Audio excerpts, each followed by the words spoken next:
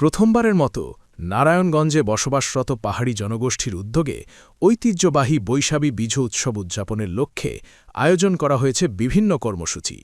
Staff reporter Mohammad নূর নবী Johnny জানান, পার্বত্য চট্টগ্রাম থেকে আগত চাকমা, মারমা, ত্রিপুরা সহ বিভিন্ন পাহাড়ি জাতিগোষ্ঠীর মানুষের বসবাস রয়েছে নারায়ণগঞ্জের কাঁচপুর ও আশপাশের এলাকায়।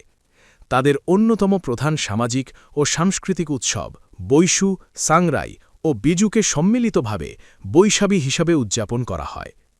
উৎসব উপলক্ষে রবিবার ভোর ৬টা থেকে শীতলক্ষ্যা নদীর পূর্ব পাশে সোনারগাঁওয়ের কাঁচপুরে বর্ণাঢ্য র্যালি ও আনন্দ শোভাযাত্রার আয়োজন করা হয়। এরপর নদীতে ফুল ভাসিয়ে সকলের মঙ্গল কামনা করা হয়।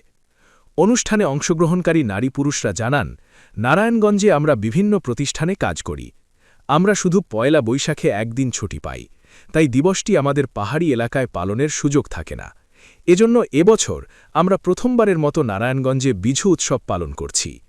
ছোট পরিসরেও উৎসবটি পালন করতে পেরে আমাদের ভালো লাগছে। আয়োজক কমিটির উপদেষ্টা সুমিত বড়ুয়া বলেন, নারায়ণগঞ্জে যেসব পাহাড়ি জনগোষ্ঠী চাকরি করেন, যারা এই উৎসবে বাড়ি যেতে পারে না, তাদের নিয়েই এই উৎসব আয়োজন করা হয়েছে। প্রথমবারের মতো এই আয়োজন করা হয়েছে নারায়ণগঞ্জে। আমরা প্রশাসন সহ সকলের সহযোগিতা পেয়েছি। নতুন বছর সকলের সুন্দর কাটুক, আমরা সেই প্রত্যাশাই করি এই অনুষ্ঠানের মাধ্যমে।